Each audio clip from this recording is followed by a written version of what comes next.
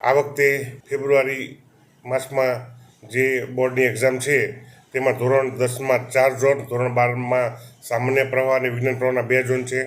આમ જોવા જઈએ તો 156 બિલ્ડિંગ ઉપર 47,312 જેટલા વિદ્યાર્થીઓ પરીક્ષા આપવાના છે.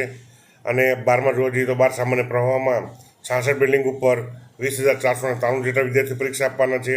12 સાયન્સમાં આપણે જોવા જઈએ તો 41 બિલ્ડિંગ પર 7,448 જેટલા વિદ્યાર્થીઓ પરીક્ષા આપવાના છે. આમ આપણે સમગ્ર વડોદરામાં જોવા જઈએ તો ધોરણ 10 અને 12ના થઈને કુલ 75,453 જેટલા વિદ્યાર્થીઓ પરીક્ષા આપવાના છે. આપણે ટૂંક સમયમાં કાઉન્સિલિંગ સેન્ટર પણ આપણે ચાલુ કરવાના છીએ, જેમાં શિક્ષણવિદો, મનોચિકિત્સકો બાળકોને માર્ગદર્શન આપશે.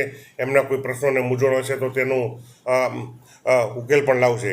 એ ઉપરાંત આપણા જે સેન્ટરો છે તમામ સેન્ટરો CCTVથી સજ્જ છે, હાઈટેક ટેકનોલોજીથી સજ્જ છે. દરેક સેન્ટરો પર લાઇટ, પાણી, વીજળી, પંખા, હવા ઉજાસની સમગ્ર સેનિટેશન વગેરેની વ્યવસ્થા છે તેની ખાતરી બાદ જ સેન્ટર આપવામાં આવે છે.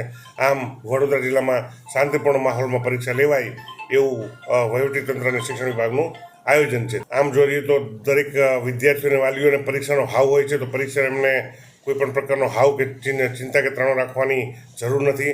કાઉન્સિલિંગ સેન્ટર પર પ્રશ્નો પૂછશે તો પણ આપણે એમને માર્ગદર્શન આપીશું. પરીક્ષા અને પરીક્ષાર્થીની પરંતુ એક રૂટીન જેમ કામ હોય, આપણે પરીક્ષા પર્વ તરીકે ઉજવીએ તો એનાથી એમનું માનસિક મનોબળ વધશે.